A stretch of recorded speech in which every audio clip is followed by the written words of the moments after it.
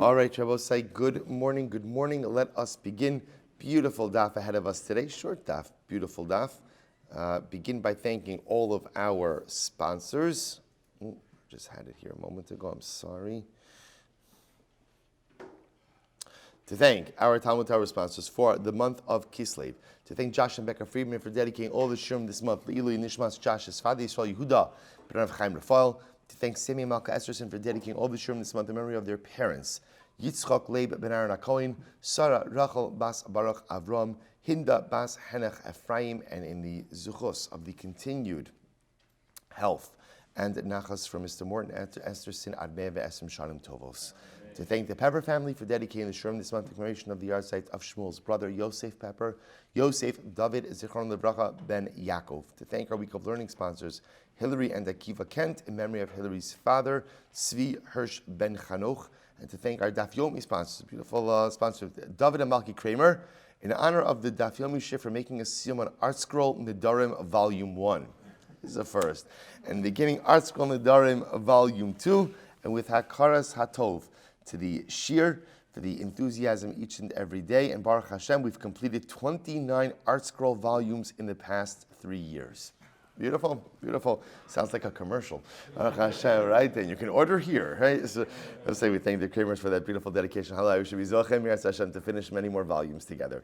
All right, Rabbi say, let's get to work. So not a lot of Gemara today, but Baruch Hashem, a lot of fantastic concepts and a lot of really interesting halacha l'maisa. So today's daf is Memhei 45.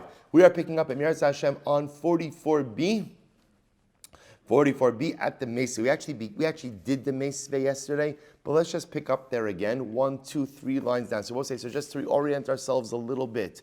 The fundamental machlokis that we are dealing with over here is the machlokis Rabbi Yossi and the Rabbanon, which emanates in the Mishnah.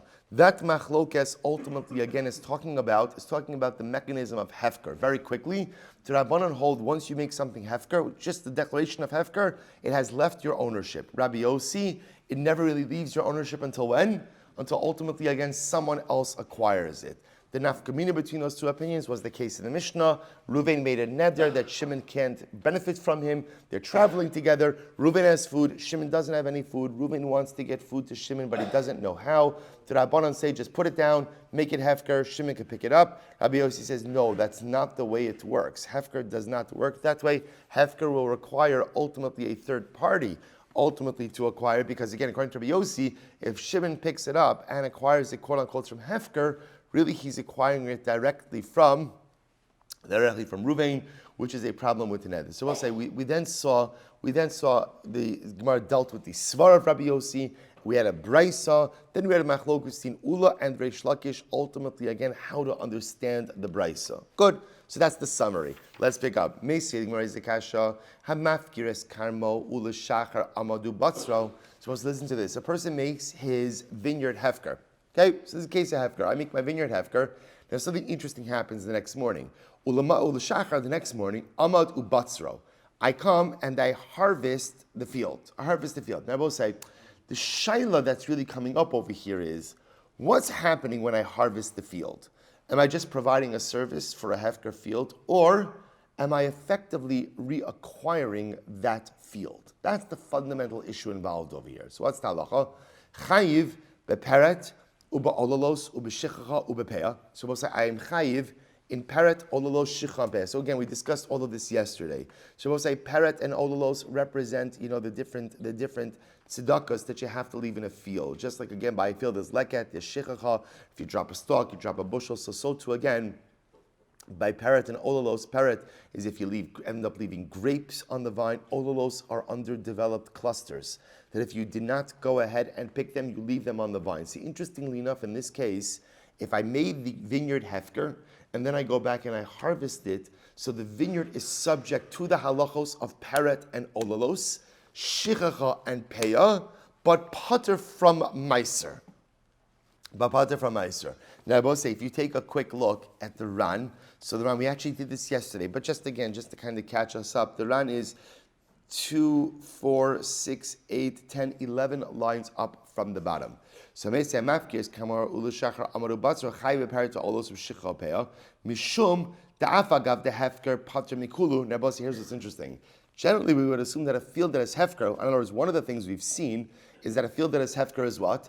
Is pater from maisus, right? So it's interesting that this field is going to be chayiv in peret, ololos, shechacha, and peah, kedarmina ba'alma, nishmar lemiute hefker, afilu hachi, mishum de bekulhu hani ksiv ta'azov yisera, mechayiv behu kolhecha shehichsik ba, hu atzmo ba'achi pragos. Supposed to listen to this.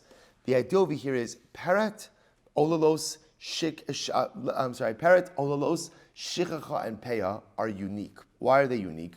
Because the Torah discusses, ultimately, again, the Torah uses the word ta'azov, if you leave them, which means, without getting into the entire drasha, which effectively means that by these tzedakos, or by these, we'll call them, I don't want to call them tithes, we'll call them gifts, by these gifts to the poor, if you exhibit any level of ownership over the produce is chayiv, even if you are not the titular owner. Right? So I want to point out something very interesting. Up until now, we've always been assuming that only if there is actual ownership is a field subject to the various gifts and tithes.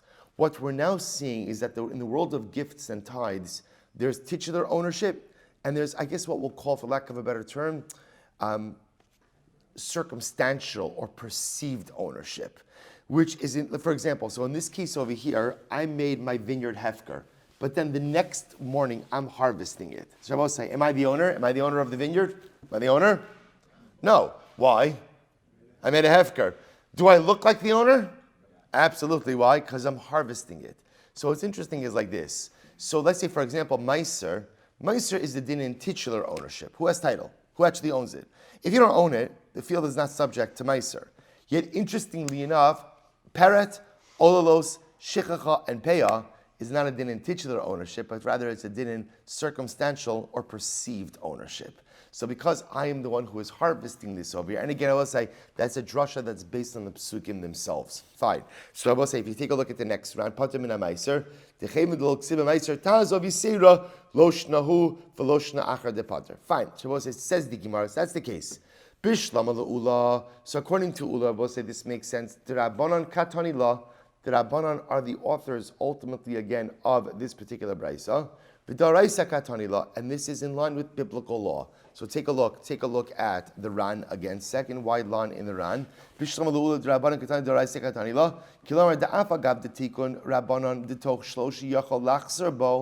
Remember again, even though we said before going back to the beginning of yesterday's sugya, Chazal instituted something interesting by Hefker. What do they institute by Hefker? Say, what happens after you make something Hefker? What happens? You have 3 days to walk back that declaration. I will say, by the way, I just want to clarify something. Rabbi Josh and I were talking about this yesterday after the shir. When we speak about the concept of walking back a declaration of Hefker, that's fundamentally different than acquiring something from Hefker, right? Walking back the declaration means what? The field was never Hefker. As opposed to acquiring something from Hefker, where it becomes yours, what's an nafkamina? If you acquire something from Hefker, the field is pater from Meiser.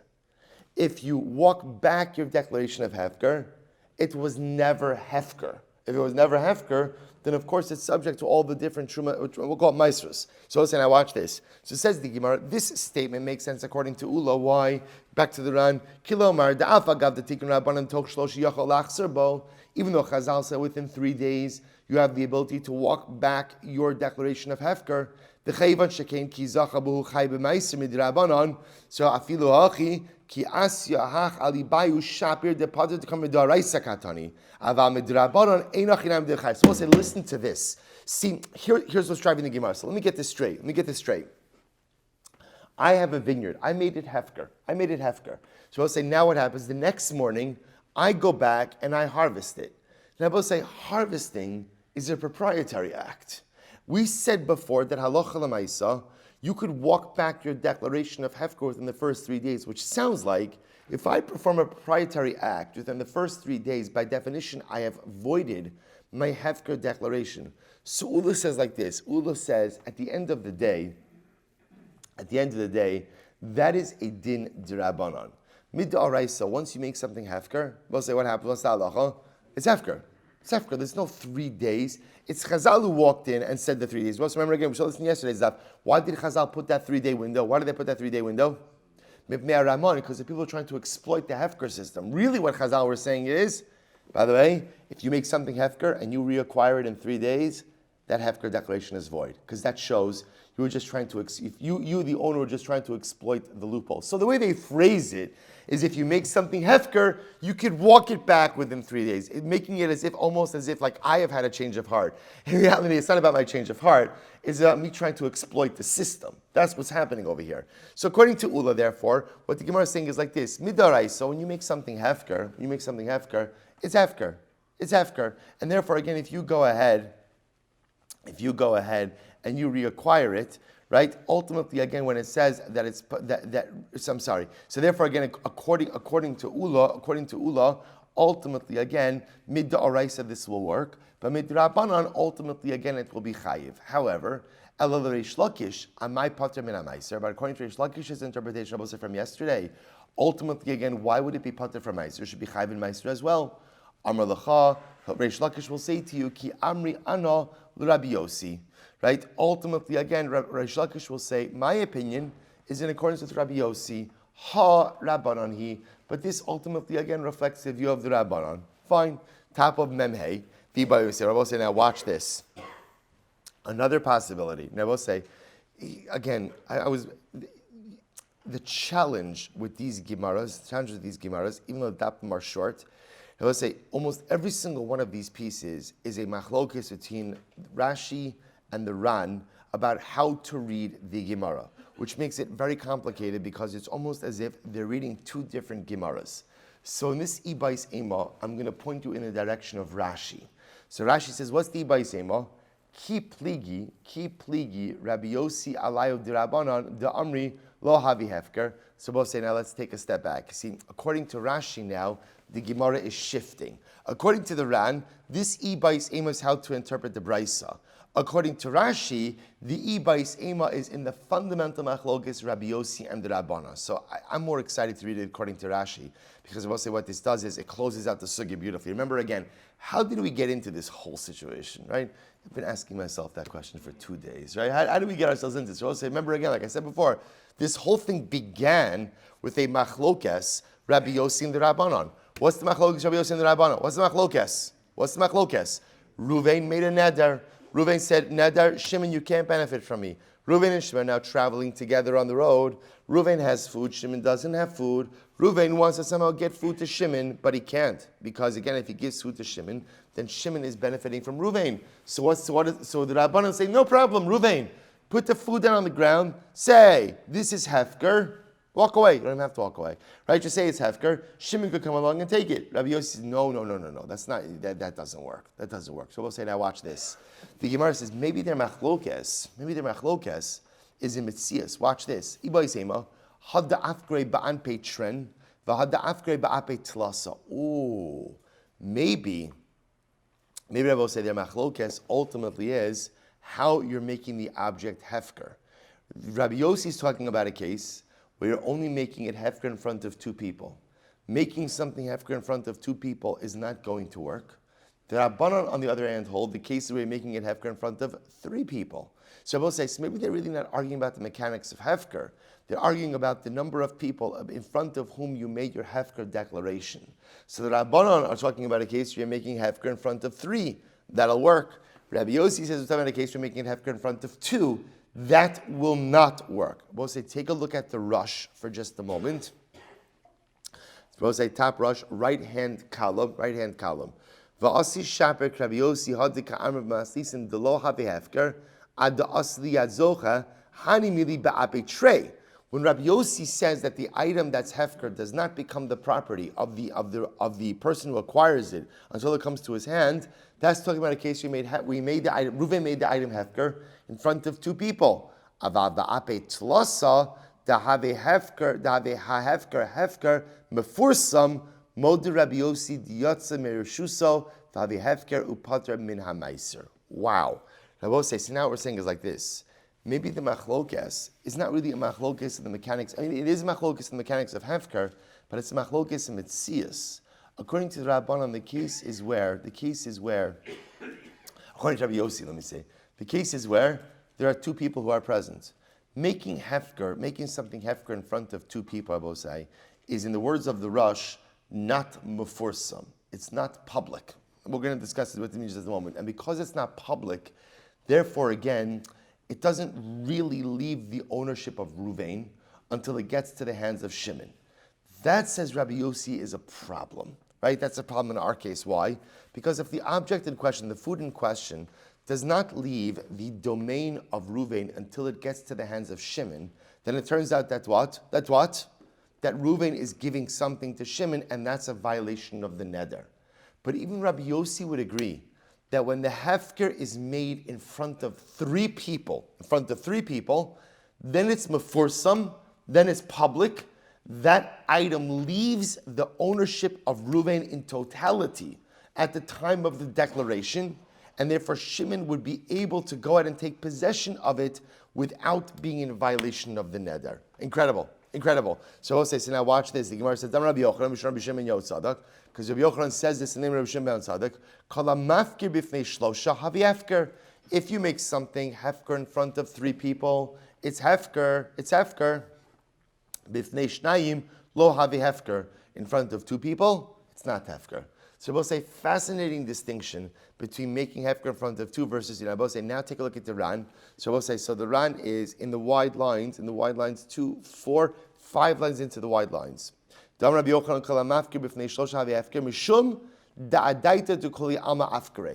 you make something hefker in front of two people, ultimately, again, that's a public statement, and therefore, again, you're making it al das de kuli ama, almost like it's a public statement.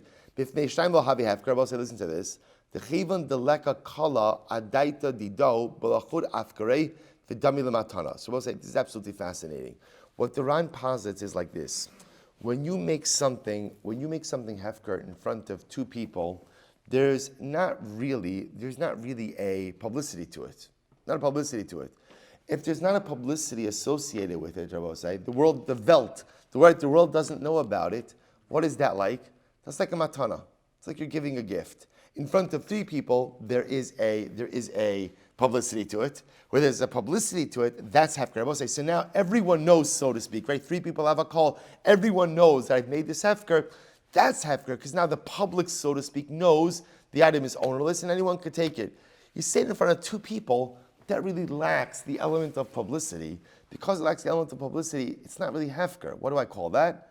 A matana. Now we'll say, now this is Rabbi Yossi's model. Therefore, in Rabbi Yossi's world, now again, remember, when you make a matana, you give a gift to someone. So we'll say, I'm giving a gift to Ruvain. When does that gift become Ruvain's? When does it become Ruvain's? When he acquires it, right? In other words, if I take a gift and I put the gift down on the table, I say, Ruvain, that's for you. Ruvain doesn't own it yet. He owns it. So Rabbi Yossi will say, hefker in front of two people is like a matana. And just like in the same way that a matana is only acquired by the recipient when the recipient takes possession of it, so to hefker made in front of two people also only goes ahead and becomes the property of the recipient once he takes possession. Now again, for our case over here by Nedarim, that's problematic. Because in that case, it turns out that when Shimon takes the food, he's really getting it from whose possession? From Ruvain's. And therefore, Ruvain is giving something to Shimon, conveying benefit to Shimon. That's in violation of the neder. So I will say, this is absolutely mind-blowing. So this is really fascinating. So now what we're saying is, really it's a function of how many people you make the hefker declaration in front of. In front of two, it's not really public. And therefore, again, the hefker really kind of takes on the mechanics of a gift. And therefore, it doesn't become the property of the intended recipient until it is actually taken possession of, in which case, again, that will be a violation of the neder, in our case, the Mishnah. Versus, if the neder is made in front of three, that's public. That's public, right? That has like a pirsum, a publicity associated with it. And everyone, even Rabbi Yossi would agree that in the case of three, once Ruvain makes it hefker, he no longer has any ownership interest in it. And if Shimon were to take it, it would be totally fine. So the Gemara says it's Rabbi Shmuel Levi argues. He says, no. Dvar Torah, afilu be'echad havi hefker. Not true. So once Rabbi Shmuel Levi comes along and says, guys, absolutely not true. You could even make something hefker in front of one person, and that works. You don't need two, you don't need three. A hefker declaration in front of one person works. Umatam amru b'shlosha.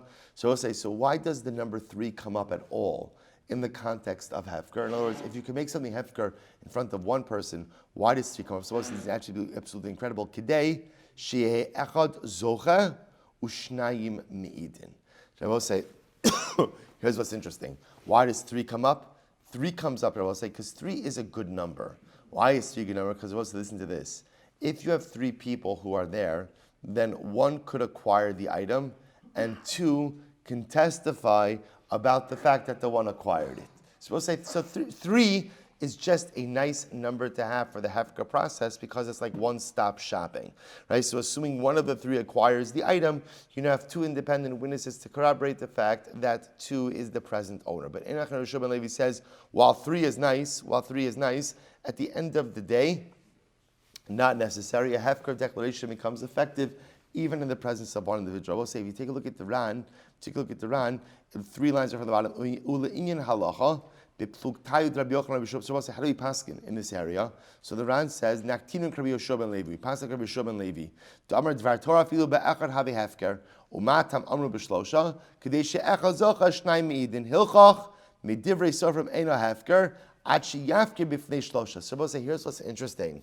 So the way the Ran understands the sugi is like this. The Ran says that the halacha is midoraisa. You can make an object hefker even in the presence of one person. But midrabanan, you need 3. Midrabanan, you need 3. Why? Because this way 1 could acquire, and 2 could go ahead and testify that the other has acquired the item. So we'll say, so okay, let's wrap up this sugya halacha lamaisa. So we'll say, so first of all, let's just go in order. So halacha number one, the Mishnah. Who do we paskin like? Rabbi Yossi or the Rabbanon, right? Reuven made a neder, Shimon, you can't get any benefit from me. They are now traveling together on the road. Reuven has food, Shimon doesn't have food. Reuven can't give food directly to Shimon. Why? Because of the neder. So what's the shaila? He wants to put it down on the ground, make it hefker. Does that work or not? Here we go. Rambam, Hilchos Nedarim, Perek Zayin Halacha Yudalid. Hayu mahalchin b'derech ve'in lema yochal. Reuven and Shimon are walking on the road. Reuven made neder, Shimon can't get benefit from him, and Shimon has nothing to eat. Reuven has food. No sein la'achar mishum matana, fala muterba. So the ideal, what's the ideal? The ideal is if they're traveling with Levi, then what does Reuven do? Give the food to Levi. Now it belongs to Levi. Levi can give it to Shimon and nothing to do with Reuven anymore. That's the ideal, and the Mishnah said that as well. What if there's not a third party? Levi's not there. Here we go. Get ready. Maniach ala sela va'omer harei hein mufkaron lechomishi yachbos v'hala nota va'ochal. The Rambam paskins like the Rabbanon, that Reuven has the ability to put the food on the rock, say the food is hefker, and now Shimon has the ability to go ahead and take it. So I will say, we paskin like the Rabbanon. Which means that in the mechanics of hefker as well, we paskin like the Rabbanon. Namely, that when you make something hefker, you do not retain ownership on that until the second party comes along and takes ownership of it. Rather, once you make something hefker, what's the halacha? You have nothing to do with that item anymore. And therefore, again, when the other party comes along and acquires it, they're not acquiring it from you. Who are they acquiring it from? Hefker. And therefore, halacha pass like the Rabbanon. Therefore, in this case where Shimon has no food, Reuven can simply put it on the rock, right, or on the ground, wherever, and say again, Harei elu mufkaron, this food is hefker. Right, Reuven's out. Shimon could come and take the food, and he's not taking anything from Reuven. Excellent. That's halacha number 1. I both say. Halacha number 2. What about this 3-day thing with hefker? Right, you make something hefker. The Gemara said within the first 3 days, you could walk back your hefker declaration. Is that true? Halacha l'maiser. And I said, listen to this exciting stuff. Hilchos Nedarim, Perek Beis Halacha Yud Zayin. Hamafkir es sadeu v'lo zacha ba'adam. We'll say, I make my field hefker.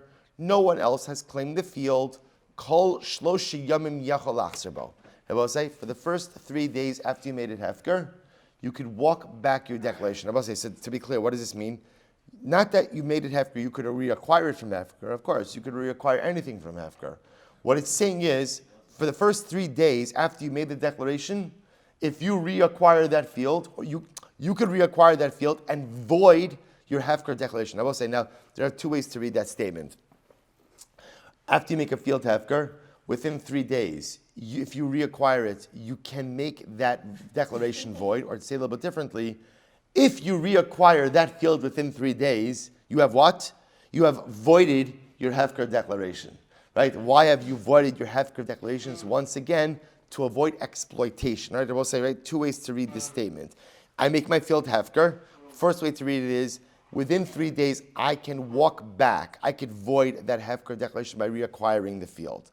What that really means is, if you make your field Hefker and you reacquire it within 3 days, then what? You have voided that declaration. Why? Because I will say, because out of concern that the only reason you made it Hefker was why? To go ahead and avoid, it's the tax shelter, to go ahead and avoid giving Meiser. If you make it Hefker, reacquire within 3 days, that shows that you never really had intention to really make it Hefker, therefore it's void. It's 2 different ways to read the statement. But bottom line, I want to point out, this concept is true. Therefore, halacha l'maisa, if you make something Hefker, no one else acquires it, within the first 3 days, you can walk back that declaration. And therefore, again, when you take it back, so to speak, you are avoiding the Hefker declaration as if it's never been Hefker. And therefore, again, obviously, it becomes subject to Trumas and Meisers. Good. Halacha l'maisa number 3. Halacha l'maisa number 3. How does Hefker work? Does Hefker have to be made in front of 2, 3, or 1 person? So, the Rambam, Hilchos Nedarim, same parak base halacha tezayin. Here we go. Hamafkir es hakarka. Okay, good. Hamafkir es hakarka. Kalakodim v'hichsik bazacha. So we'll say if you make something hefker, whoever acquires it first has acquired it. Now watch this. Din Torah afilu hifkir b'fnei echad harei ze hefker v'niftar min ha'maisers k'mo she's marako. So we'll say halacha midaraisa, Hefker only needs to be made in the presence of 1 individual. In other words, I will say, the operative piece here is, you do have to make an item Hefker in front of someone, right? So in other words, someone has to be aware about your Hefker declaration. But midaraisa, even if you only made the item Hefker in front of 1 person, it's Hefker.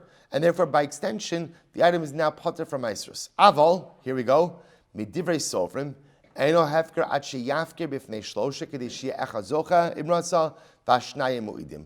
I will say midrabanan, hefker should really be made in the presence of 3 people. So we'll say like Rabbi Yeshua ben Levi. So midaraisa, hefker works even in the presence of 1 person. Midrabanan, ultimately again, even in the midrabanan, really need 3. Why 3? Again, because this way you have 1 person who could acquire and 2 people who could attest to the fact that the acquisition itself actually occurs. So I will say, to now 3 important nuggets of halacha l'maisa information. Good.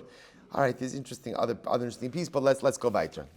So we'll say, so again, Amud Beis. Here we go. First of all, Hadron Allah, Bein Bein Amudra, we'll say, Mazel Tov. Let us continue. So the Gemara goes weiter. We'll say Mishnah, new Mishnah, or at least, actually the Mishnah extends already onto Amud, onto Memvav Amud. Well, at least begin the Mishnah. Hashutfin, we'll say, very interesting case here. Hashutfin, Shenadru Hana'a Zemizeh. All right, so we'll say here we have an interesting case. What's our interesting case? Partners. Let's call them Reuben and Shimon, right? So Reuben and Shimon are partners in a field. Now what did Reuben and Shimon do? They made a neder not to derive benefit one from the other. So right? Reuben made a neder, he's not getting benefit from Shimon. Shimon made a neder, he's not getting benefit from Reuben. Fine. Or I will say, remember, these nedarim could also be phrased as Reuven made a neder that Shimon can't get benefit from him. Shimon made a neder that Reuven can't get benefit from him. Fine. What's the halacha? Asurin likones lachatzer. So we'll say, now here's what's interesting. They own a chatzer, right? They own a field together. Right? So Reuben and Shimon, in other words, remember, they're shutfin. Why are they shutfin? Because they own property jointly. So now they have a field. So we'll say, so now what's the shaila? So now they have a joint field. So now, is Reuven allowed? So the shaila is either party permitted to enter into the field? Because after all, again, when you enter, right, if Reuven enters into the field, we'll say, he's benefiting from who? From Shimon, right? Because it's a jointly owned field. Shimon enters into the field, he's benefiting from Reuven. Therefore, again, the Tanakama, the first opinion in the Mishnah says, if they made an neder not to benefit from one another, ultimately asurin likanes, they can't walk in. Neither could walk into the field. Because by definition, since it's a jointly owned field, If Reuven walks in, he's benefiting somehow from Shimon. If Shimon walks in, he's benefiting somehow from Reuven. They both say, Rabbi Elazar ben Yaakov, Omer, Zen nichnas l'soch shalo, vezen nichnas l'soch shalo. On the other hand, Rabbi Elazar ben Yaakov says, no. Reuven is permitted to enter into his part of the field. Shimon is permitted to enter into his part of the field. Now, what's going on over here? So take a look at Rashi. This is really quite interesting. Feel free to peruse that Ran on your own. Right? That's your homework. That's what we're going to stick with Rashi today. So look what Rashi says over here. Asur likarnis lachatzer. So Rashi says, b'chatzer shel shneihem, t'chol chad aser b'drisas haregel shel chaveiro. So we'll say, now watch this. Because again, the Tanna Kama says, look, we'll say, how do we view ownership? So we'll say, there are two ways to view ownership. Let's talk about this outside for just a moment. Right? Ownership can be viewed as Reuven and Shimon own every single inch of land in joint ownership, right? Everything is joint ownership. So the Tanna Kama says, because every single thing is joint ownership, Reuven, if you take a step onto that field, what are you stepping on? Property that you own jointly together with Shimon, right? Every parcel of every inch of land, right, is owned jointly. So I'll say, what is that a function of? V'kasavar ein breira. I'll say, remember again, breira. What's breira? Breira is the concept of excellent. Is there a concept of retroactive clarification or not? So I will say, now watch this. Essentially what we say is like this. We know that in the field, in reality, what does Reuven own? 50%. What does Shimon own? 50%. I will say the shaila is, can you define that 50%? In other words, can I separate out the 50% from one another? Or do we say, no, every single piece of land, by definition, is 50% Reuven's and 50% Shimon's? Now, when they own it jointly and together, generally we say, it doesn't matter. In other words, it doesn't matter. They're partners, so they're partners in everything. In this case, it matters. Why? Because now they're partners, but they made a neder not to benefit from each other. So I'll say, let's work backwards. If you hold yesh breira, if you hold that there is a concept of retroactive clarification, then what? Then, which is what Rabbi Elazar ben Yaakov says, then both Reuven and Shimon could walk on the field. Why? Because we'll say, when Reuven takes a step on the field, what do we say? It's been retroactively clarified that the part of the field that Reuven is standing on belongs to who? Belongs to Reuven. That's what breira does. Breira is able to create a sense of retroactive clarification. Reuven only owes 50%. Which 50% does he own? The part that he's standing on right now. That's part of his 50%. And by the way, when he takes another step, what does breira say? That's also part of the 50% that he owns. That's breira. So Rabbi Elazar ben Yaakov says, no. Reuven and Shimon could both go ahead and traverse the field. That's not a problem. Why? Because yesh breira, and breira will say wherever they are standing, that's the part that they own. The Tanna Kama holds in breira. So we'll say, if you hold in breira, then what? What does that tell you? There is a defined 50% amount that Reuven owns, and a defined 50% part that Shimon owns. But because at the end of the day, they've never dissolved their partnership, that means what? Every single part of that 50% of Reuven is intertwined with the 50% of Shimon. There's no, right now, before they force a dissolution, there's no way to extricate those partnership interests from one another. Therefore, if Reuven were to step on the field, by definition, he's stepping on a part of the field that he owns in joint partnership with Shimon. Therefore, if he steps on there, ultimately what? He's benefiting from Shimon. So we'll say, now let's see it inside. Rashi says, Rashi says, because we'll say every single step that Reuven takes, he's stepping on a part of the field that he owns together with Shimon. The Kasavar, the Tanna Kama holds, ein breira. There is no retroactive clarification. The Amar, hai lechelek chavero ayol, v'hai lechelek chavera. So we'll say if you hold breira, then you could disentangle the partnership interests, right? It's retroactively clarified that this piece of land that Reuven is standing on is part of his 50%. And when Shimon comes on the field, the part of the field that he's standing on is retroactively clarified that that's his 50%. And Shalom al Yisrael. Rabbi Elazar ben Yaakov Omer, nichnas tekasavar yesh breira. So I'll say, so incredible. Ultimately, again, halacha l'maisa, that will be the fundamental machlokes. So we'll say, let's just read another line, top of Memvav. However, I will say, everyone agrees, ushnehem asrum lahamid rechayim v'tanor. Rabbi say, here's what's interesting. Although there is a machlokes about whether or not Reuven can walk on the field or Shimon can walk on the field, everyone agrees. The Tanakama and Rabbi Elazar ben Yaakov that neither party has the ability to use the field in a more concrete, long-term fashion. So, for example, neither of them could use a mill on the field. Neither of them could put an oven on the field. Neither of them could raise chickens on the field. As Rabbi say, the idea over here is if you look at the Ran on the left-hand side, Ushnein Asrum Lahamid Rechayim V'Tanor Legadol Tanagolim, the Afagav Darminum Perak Chaskas Sabatim the Shutfina Amoda Kadei Lo Kapti Miko Makom Ikapti Chon La'akev Ze Al Ze.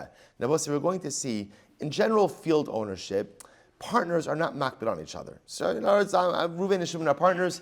Reuven wants to put an oven already. He wants to put his pizza oven on the field. Shimon's not makbid. But I will say, if Shimon wanted to be makbid and said, hey, you can't put that oven there, I will say Shimon could block that.